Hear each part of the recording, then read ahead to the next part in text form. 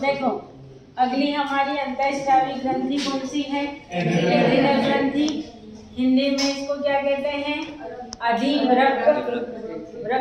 हमने ये किडनी इस तरीके की, इसके ऊपर ये कैपनुमा रचना के रूप में पाई जाती है। ठीक, अब ये तो हो गई इसकी पोजीशन। इसके बाद देखो मैंने यहाँ दो टर्म लिखी है, एक लिखा है एड्रिनल कॉर्टेक्स, दूसरा लिखा मैंने एड्रिनल मेडुला। किडनी के हमने दो भाग देखे, बाहरी भाग कॉर्टेक्स था, भीतरी भाग मेडुला था। चूंकि ये ग्रंथि कहाँ है? किडनी के ऊपर ही है, तो इसके भी दो भाग होंगे। बाहरी भाग एड्रिनल कॉर्टेक्स कहलाएगा और भीतरी भाग एड्रिनल मेडुला कहलाएगा। और दोनों ही भागों से अलग अलग हार्मोन स्रावित होते हैं। ठीक, अब देखो एड्रिनल कॉर्टेक्स से 4 हार्मोन स्रावित होते हैं। पहला है सेक्स हार्मोन, लिंग हार्मोन।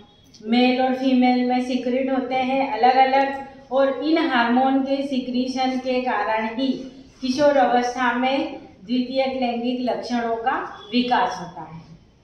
ठीक, अब मेल हार्मोन होता है कौन सा? 10th में पढ़ा है, टेस्टोस्टेरोन, जो टेस्टिस से स्रावित हो रहा है। इसी तरह फीमेल में 2 हार्मोन सीक्रेट होते हैं, बताओ, एस्ट्रोजन और प्रोजेस्टेरोन। यानी मेल और फीमेल टेस्टोस्टेरोन और एस्ट्रोजन का सीक्रेशन इन्हीं के कारण होता है, और इन्हीं के कारण रिप्रोडक्टिव ऑर्गन कार्य करते हैं ठीक प्रकार से, और व्यक्ति में संतान उत्पन्न करने की क्षमता पाई जाती है। ठीक, इसके बाद अगला हार्मोन है मिनरलोकार्टिकाइड। मिनरल शब्द से ही आप समझते हो खनिज लवण, यानी ये शरीर के अंदर रक्त में क्या करेगा? मिनरल्स की मात्रा को नियंत्रित करेगा। और ये मुख्य क्या है? एक एंडोस्टेरॉन है।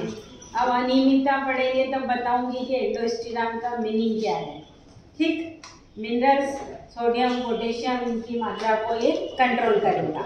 इसके बाद अगला हार्मोन आता है ग्लूकोकार्टिकाइड। नाम से ही पता चल रहा है ये ग्लूकोज से रिलेटेड है। तो यह रक्त के अंदर ग्लूकोज, प्रोटीन और वसा की मात्रा को नियंत्रित करता है। और क्या बताना, हाँ, जो हम भोजन करते हैं ग्लूकोज बनता है पूर्ण ऑक्सीकरण के बाद, ऑक्सीकरण ग्लूकोज बनता है, ग्लूकोज मिलता है।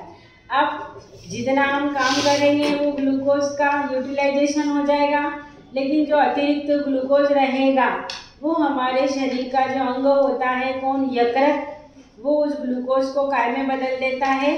ग्लाइकोजन में बदल देता है। तो ग्लूकोज को ग्लाइकोजन में कन्वर्शन का काम भी कौन करता है? ग्लूकोकार्टिकाइड। इसके बाद अगला हार्मोन है कार्टिसोन। ये किसके उपापचय को?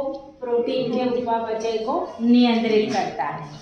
ठीक, ये तो इनके कार्य हो गए। इसके बाद जो अगला हार्मोन है हमारा भाग एड्रिनल मेडुला। मेडुला से 2 हार्मोन सीक्रेट होते हैं, इपिनेफ्रिन या एक और नाम है इसका एड्रिनेलिन। इपिनेफ्रिन या एड्रिनेलिन या नॉन इपिनेफ्रिन या नॉन एड्रिनेलिन। अब इस इपिनेफ्रिन हार्मोन को कहा जाता है संकटकालीन हार्मोन। अब संकटकालीन हार्मोन क्यों कहा गया है इसको बताओ?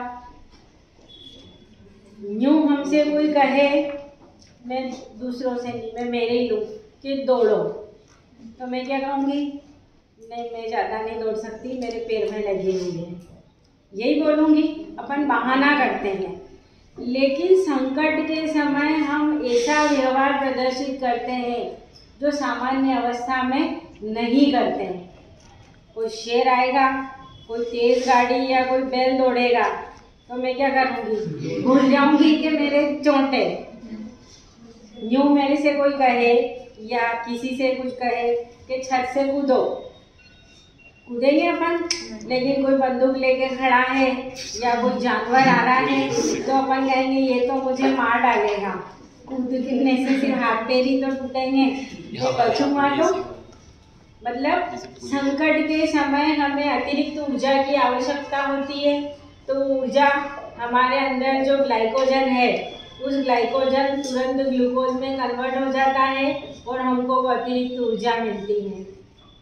या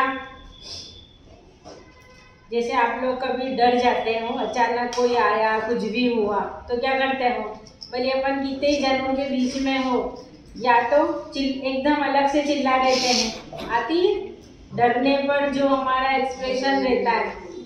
या अभी तुम लोगों को मैं डांट दूं तो क्या करोगे, हंसोगे, ये मुंह चढ़ाकर बैठोगे। किसी को बहुत ज़्यादा बुरा लगेगा तो रोने भी लगेगा। डर और घबराहट के समय या कहीं परिस्थिति के अनुसार व्यवहार, जैसे हम कहीं गमी में गए तो वहाँ जाके हंसेंगे क्या? नहीं, शालीनता से चुपचाप बैठेंगे। तो परिस्थिति के अनुसार हमारा व्यवहार कैसा प्रदर्शित हो रहा है। संकट के समय हम स्वयं की रक्षा कैसे करेंगे या कर सकते हैं, तो इसके लिए कौन सा हार्मोन, एपिनेफ्रिन हार्मोन सीक्रेट होता है। और यही जैसे अभी सांप आ जाए यहाँ पे या आग लग जाए चारों तरफ, तो तुम कल्पना करोगे कि मैं इस बेंच पे चढ़ूंगी?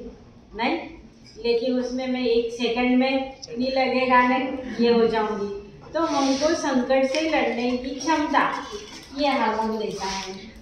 ठीक, तेज चल रहे दौड़ रहे, हमारी हार्ट बीट बढ़ जाएगी, आंखें फैल जाए, मतलब पुतलियाँ फैल जाएगी, हम रोने लगेंगे, रेस्पिरेशन की दर बढ़ जाएगी।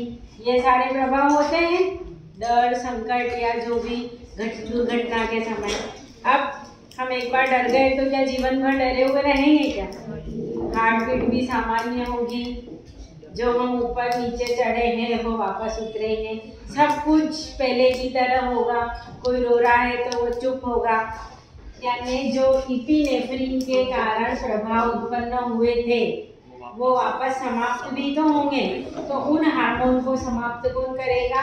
Non epinephrine. तो ये दोनों एक दूसरे को कंट्रोल करते हैं और इसीलिए ये हार्मोन क्या कहलाए? संकटकालीन हार्मोन। कोई प्रॉब्लम इसमें? ठीक। अब अनियमित